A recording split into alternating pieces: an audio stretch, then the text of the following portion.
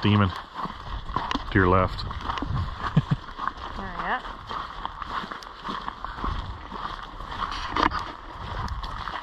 So let's go inside. Hot. You smell it? Mm-hmm.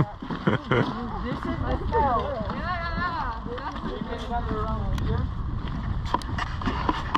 This is our spot for today.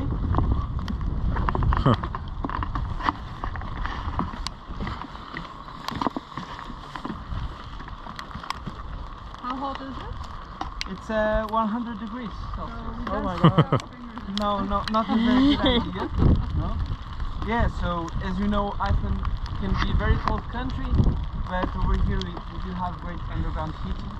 And that's especially in this zone because we're situated in a place where the earth is really naturally hot. So there's a huge crack on the surface. I don't know if you guys went to the national park. Yeah. Or if you, Yep. yeah. So there you can see there the crack on the surface.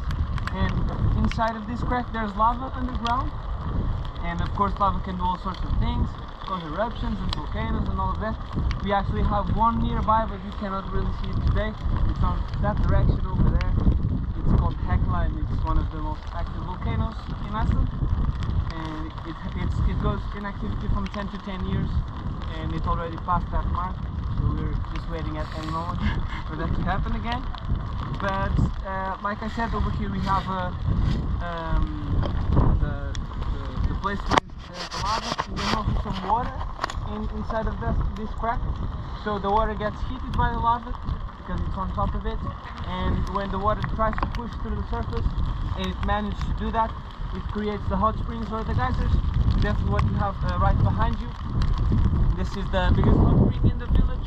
It is very powerful, very useful. So every hot water that you see in the village, every heating system is powered by the hot spring. So it's very, very useful. Then we have one more in our facilities. You can see a little bit of smoke over there on the wooden building. So that's our steam rooms, and they are right on top of a hot spring. So the temperature there is not controlled by us. It's the hot spring that will take the temperature there. And then there's a small one after that, but it's not very hot and powerful, so we don't use it. But right here, near to the hot spring, there's several places with boiling water. As you can see around, there are others as well, over there and over there. And this is where we bake the bread. And it's actually a very simple process. We just make the dough inside and put it in the pot, seal the pot very well. Then we come here to these places where there's boiling water. If there's boiling water, that means that the bread will be cooked. So we just put it inside, we dig a hole, and when we find the water we put the pot, and then we just cover it with sand just like this, as you see, and we finish with stone. And the stone is just our sign from containers. We say that this is our bread because this is actually a public place. So everyone can come here and do their own thing, a bread or whatever they feel like doing here. And for example, sometimes there's just water like this boiling on the surface, and you can boil eggs there. You just put the eggs, and 10 minutes later they're ready. So it's a very good thing to do. Somebody has eggs? Yeah. Exactly. Just so happened. Do you know how long the bread cooks for? 45 minutes. 24 hours. Oh, Wow. whales.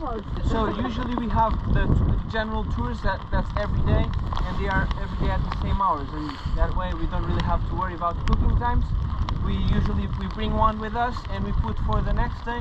So the next day when we take it on the tour, hopefully it will be ready. Of course we always say hopefully, because even though we understand the process, this is just nature working, so we can't really control it. We just have to understand it, and especially in the winter time it's more difficult to make sure that the breads are good, but it has been okay. If we dig very well, usually it's fine. So let's see how this one. This is actually one of the most powerful holes that we have for the breads, because there's water right on the surface, and that's why we don't have to bury that much over here. So every place is different. That one actually is, we have to dig very much because there's not very much water on the Wow. surface.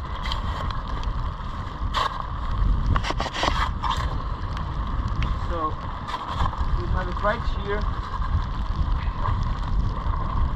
and if can see the boiling water there.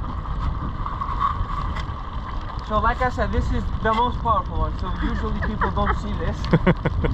Usually this one is the one that's always open, so when we pass by to go over there, over here, people just see it, and that's the example we give to cook the eggs. This is right on the surface. So we probably have a good bread, and also because we waited plus 1 hour, it's probably good. So what we do now is we wash it in the lake, which is mostly cold, of course. You can see over there, there's ice. But right here near these places there are several spots where the water is either hot or warm.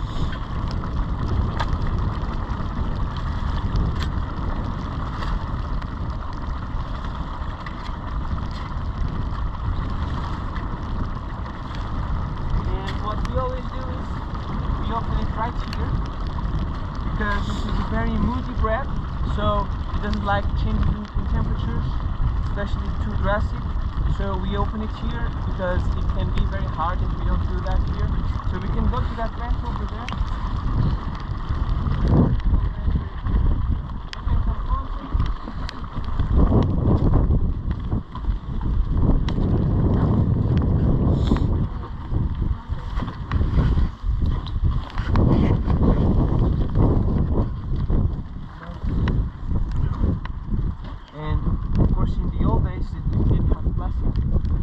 So they used just cloths to protect the bread, and sometimes foams to hold it, but of course the bread would be a bit more damp, so we don't want that. And that's why we don't use it anymore.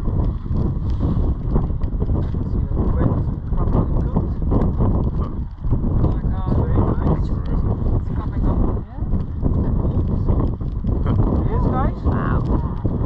Very good, very brown, and it grows very well. Like I said, every bread turns out different because every spot is different and the temperature is not always exactly the same. So this is a good bread, and we can go inside and have a taste of it. It smells good as well. Yeah, it smells very nice. So let's go inside and have some butter and slow temperature. Anyone want to take the bread inside? Yeah.